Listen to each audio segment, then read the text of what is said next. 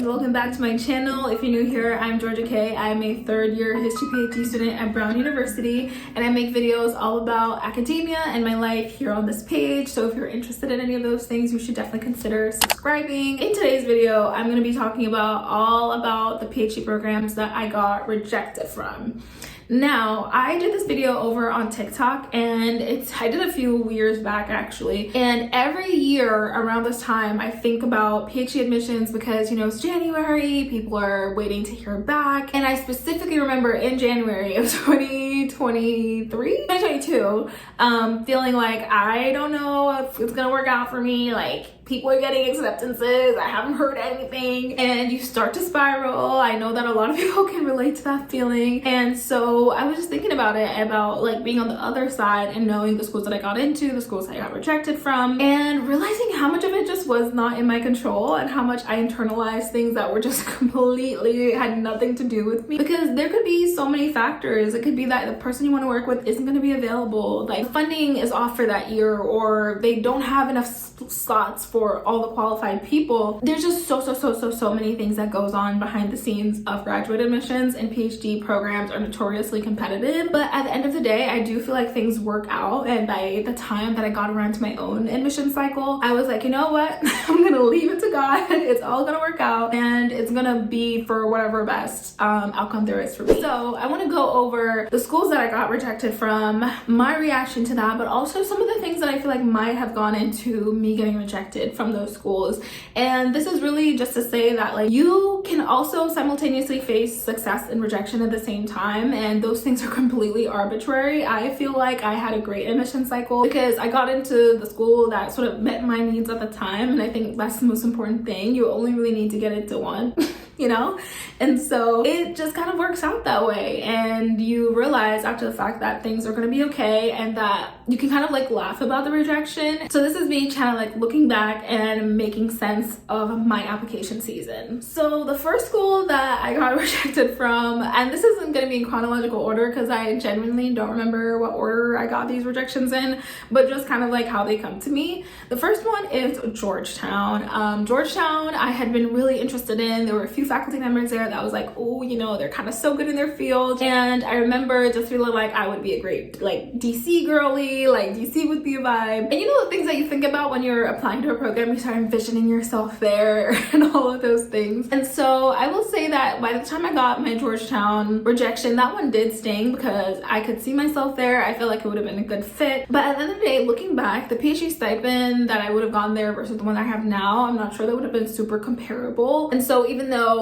I would have loved the lifestyle or like the envisioned lifestyle I would have had there, and the people I would have been able to work with, I do feel like that kind of worked out for the best because I am a first generation student, and I feel like it would have been a tight squeeze. Obviously if I had gotten in, maybe I would have found a way to kind of like work around it, make it work, but once I was like kind of settled and looking at my options, I was like, okay, I'm good, I have some good options, it's fine. But you know, shed a little tear for the fact that I wouldn't be able to work with some of the people I want to work with. I wouldn't have had that option. So the next one is Emory, and Emory was kind of a surprise to me because my undergrad was down the street from Emory, and so at the time I had submitted to Emory, I feel like I had known the faculty pretty well. I had been on their campus several times. I'd done their preview day as well, and so I was like, okay, I have a good shot. But ultimately I feel like it kind of just helped solidify my decision because I was already in Atlanta, and I was thinking to myself, do I want to stay? Do I want to go to a new state? I don't know. And that was the only school that I applied to in Atlanta, so it just solidified that decision for me. I was like, okay, well, since I didn't get into any schools in Atlanta, I guess I'll be branching out. And I am so happy that I did, because Atlanta has a special place in my heart. Like, first of all, love that city, the culture, the vibes,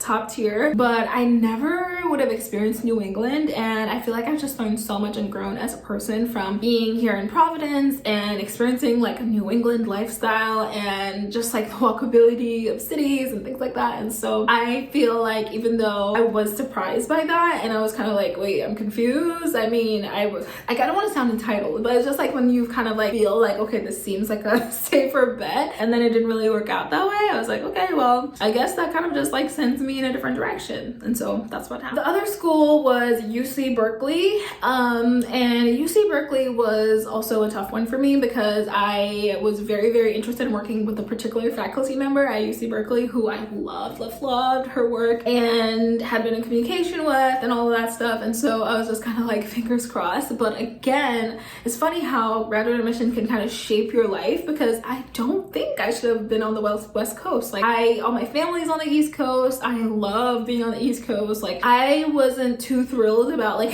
moving so far away, but I had kind of like pushed that out of my mind because I was like, well, I really want to work with this person, so I will move my life to go work with them. And in hindsight, again, who would have known if I would have maybe had the same reaction of like loving living, you know, in California, whatever. But looking back, I'm like, I definitely feel like it worked out for the best because I'm not too far away from family. I still get to enjoy an East Coast lifestyle, even though, again, I don't know how it would have worked out at Berkeley, but kind of sad that I didn't have the option. Also, that application was a little bit more intensive because there was like other application material that I wasn't required for other schools, and so I kind of gone out of the way for that one, and so I was just kind of like bummed about it. But I was like, at the end of it, when I got all of my things in a row, I was like, okay, this is actually a blessing in disguise. Next, the last two I will say are schools that I was kind of like, I applied to them, I knew that they had strong faculty, was very interested, but by the time that I had kind of gotten my like admissions back, I was kind of like, okay, well,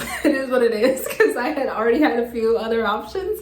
And so my reaction was a little bit more, it happens. One of those programs was Yale. Everyone, you know, loves Yale PhD, the prestige, all of that.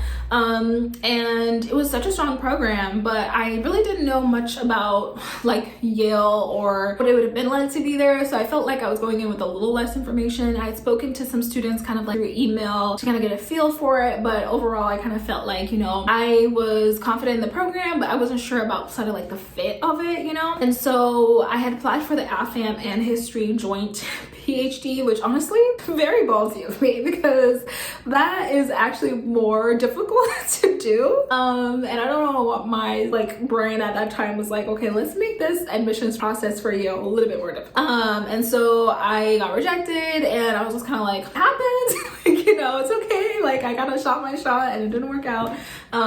But it wasn't like I was so confident about that fit anyway. So it was just kind of like, if I had gotten in, I would have kind of explored that option a lot more. But by that time I was kind of like, it's okay, it happens. And so yeah, the last school is Vanderbilt, and Vanderbilt is weird because till this day I need to go back to like my emails or whatever. I'm not sure if I got waitlisted, but I just know that by the time that all of my decisions were kind of coming around, it really wasn't an option anymore. Not just because I had gotten into other schools, but just because I was kind of like, okay, like this is kind of like the end of the road when it comes to, you know, it's wrapping up, we need to make a decision. And so overall it just wasn't an option. Again, it's one of those schools where I know that if I had gotten in, it probably would have been something I could have explored a lot more, but I wasn't too confident like about overall, you know, the fit of it, like would I enjoy that lifestyle.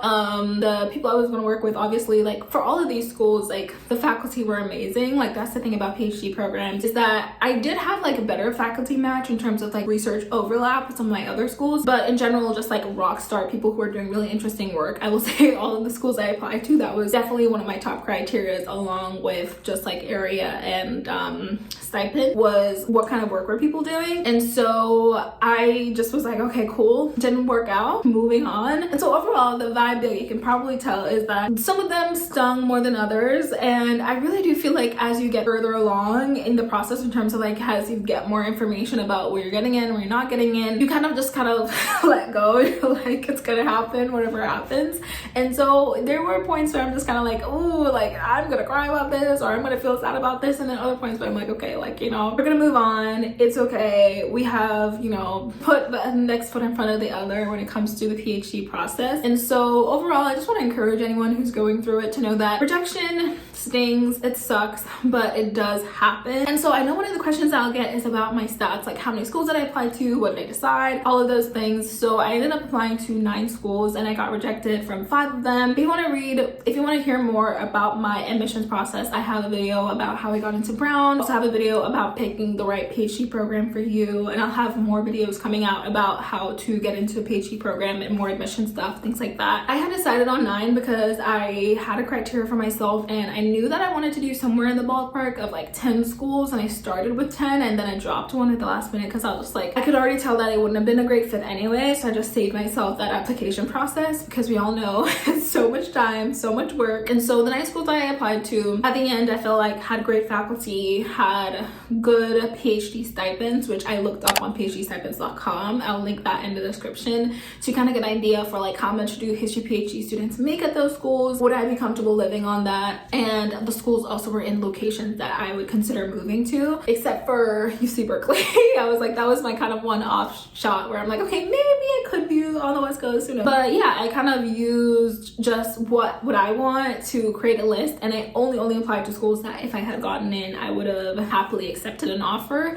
And so by the time that I got my actual offers to like Brown University and Penn, which is the 2 schools that I considered when I was wrapping up admissions, like, okay, like these schools are really strong schools that I would consider going to. And then I just kind of like settled on Brown because of a myriad of reasons. If you want me to talk more about that, I can. But yeah, so I'm very happy with the way that things worked out, but it is a tough process, no lie. And I wish that if you're currently waiting, to know that everything's gonna work out for you, and that it is like so much not about you. Like your worth as a person does not change based on PhD programs you get into, and a lot of it has to do with just like external factors. And so you can only do what you can do. Put your best foot forward. You've already applied. Just wait and you'll hear good news, I'm sure. So I'll see you guys in my next video.